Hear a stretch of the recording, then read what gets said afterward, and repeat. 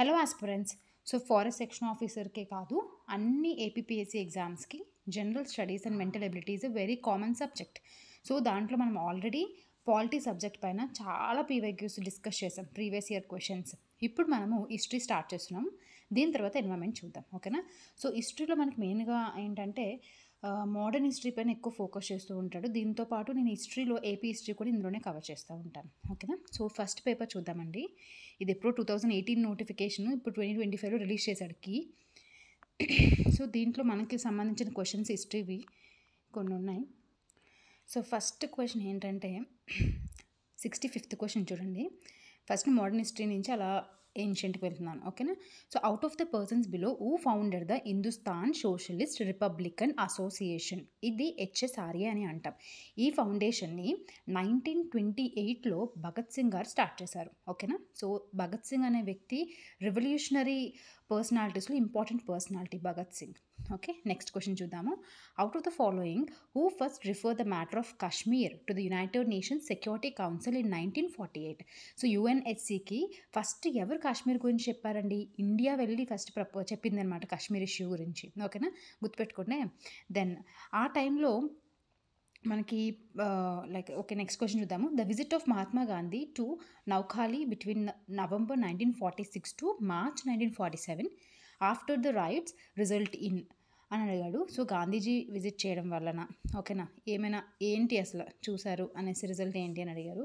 అసలు ఏం లేదండి, Gandhiji fail to stop the enmity and violence between them.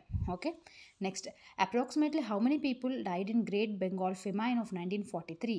నియరెస్ట్గా 20 lakh members చనిపోయారండి great Bengal famine of 1943. And great Bengal famine 1943 అంటే ఆ టైంలో మనకి ఎవరున్నారు వైస్రాయ్గా అంటే, నాకు తెలిసి లిన్ గ్లో అనే వ్యక్తి ఉండుంటాడు, లిన్ గో. ఓకే, అండ్ దాంతోపాటు మనకి ఈ గ్రేట్ బెంగాల్ ఫెమైన్ అనేది ఎలిమెంటోస్పోరియం ఒరైజే అంటే బ్రౌన్ స్పాట్ ఇన్ రైస్ వల్ల ఇది వచ్చింది. దాంతోపాటు ఇంకా చాలానే కండిషన్స్ వల్ల వచ్చిందనమాట, ఓకేనా?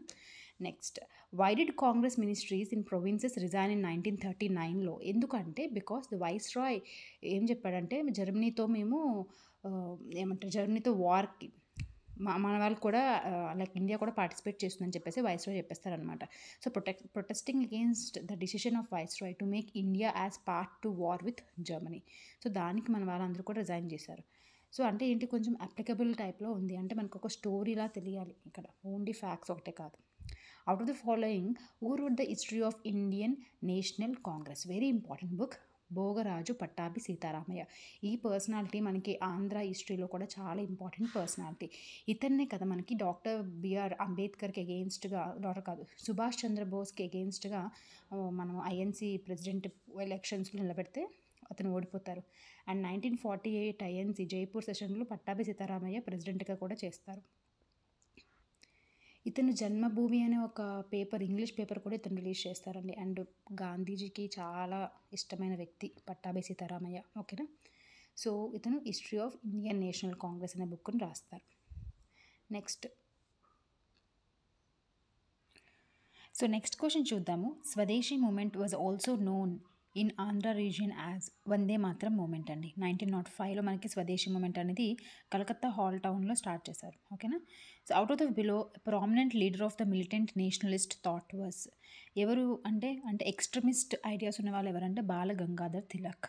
మనకి ఎంజీ రెనడే కానీ, గోపాలకృష్ణ గోఖలే కానీ, గణేష్ వాసుదేవ్ అంటే జీవి జోషి కానీ, ఎవరైనా కూడా వీళ్ళందరూ కూడా మోడరేట్ కైండ్ ఆఫ్ థింకింగ్ ఉంటుందండి. But Bal Gangadhar Tilak is extremist అనమాట, is a militant Nationalist.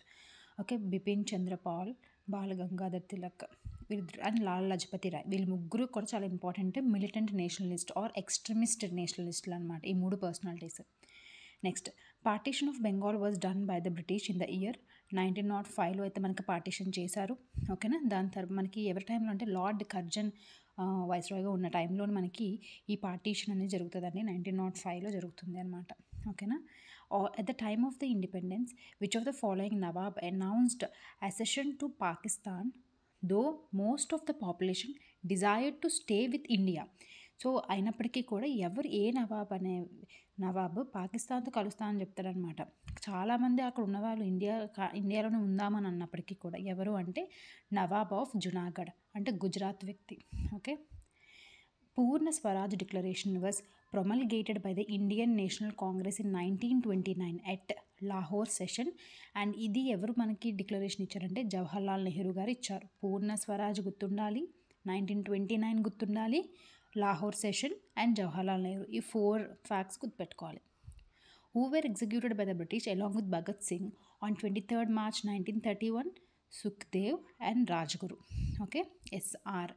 So Bhagat సింగ్తో పాటు Sukhdev and Rajguru. Which was the seat of power of Peshwas? Poona. Out of the following who introduced the system of revenue farming in Bengal? Murshid Quli Khan. ఈ వ్యక్తి revenue farming అనే సిస్టమ్ని start చేస్తారు బెంగాల్లో, Murshid Quli Khan. Out of the following who plundered Delhi and carried away the Kohinoor diamond?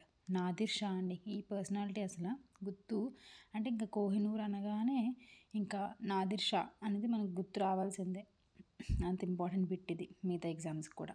Kohinoor. In Mughal period the letter of credit issued by the money keepers to people who deposited cash for collecting it later or collecting the cash to different place after journey was called as hundi. So డబ్బులు మనం ఇస్తే, deposit చేస్తే వాళ్ళు మనకు ఒక letter of credit ఇస్తారు, దాన్ని ఆ ప్రాసెస్ని ఏమంటారు అంటే హుండీ అంటాం. Mansabdari system was introduced by Akbar. Akbar చాలా విషయాలు ఇంట్రడ్యూస్ చేస్తారనమాట, అతను చాలా ఇంపార్టెంట్, అతని టెన్యూర్లో చేసిన పనులన్నీ కూడా. Grand trunk road from Indus to Bengal was restored by one of the following rulers? Share Shah Suri. ఇతను పరిపాలించింది చాలా కొన్ని ఇయర్స్, బట్ ఇతను చేసిన పనులు చాలా గొప్పవి. Grand trunk road from Indus నుంచి బెంగాల్ వరకు రీస్టోర్ చేశారు ఎవరు అంటే షేర్ షా సూరి. మరి అది ఎవరు కట్టించారు, ఎవరు నిర్మించారు అనేది తెలిస్తే కమెంట్ సెక్షన్లో చెప్పండి.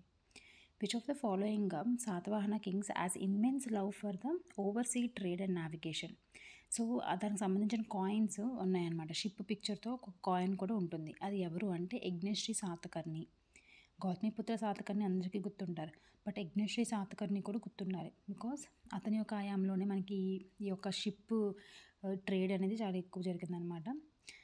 Next, interaction of the Indian craftsman with Greeks and Romans resulted in the following art form? Gandhara art. అసలు గ్రీక్స్ రోమన్స్ కాంబినేషన్లో మనకి గాంధార ఆర్ట్ అనేది స్టార్ట్ అవుతుంది. మన ఆంధ్రాలో ఉన్నది ఏంటంటే అమరావతి ఆర్ట్ అండి. అండ్ మనకి యూపీఎస్సీ లాంటి ఎగ్జామ్స్కి వాటికైతే గాంధార ఆర్ట్, నెక్స్ట్ మథుర, ఇంకా మనకి ఈ అమరావతికి మూడిటికి డిఫరెన్స్ ఉంటుందన్నమాట. ఆ క్వశ్చన్ కూడా చాలా important question. The administrative setup of early Aryans was in the nature of the tribal polity only. So which metal did the ancient Indians use first? CBI. C for copper, B for bronze, I for iron. ఇది sequence, first copper, తర్వాత bronze, తర్వాత iron, CBI.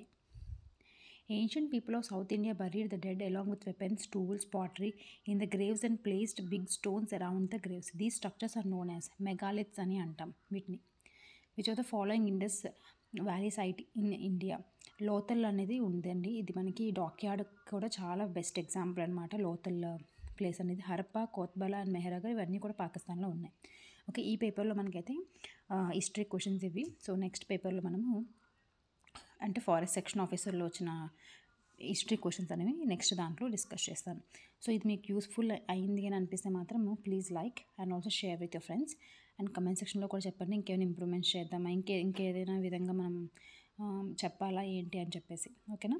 So I hope this is useful for you. Thank you.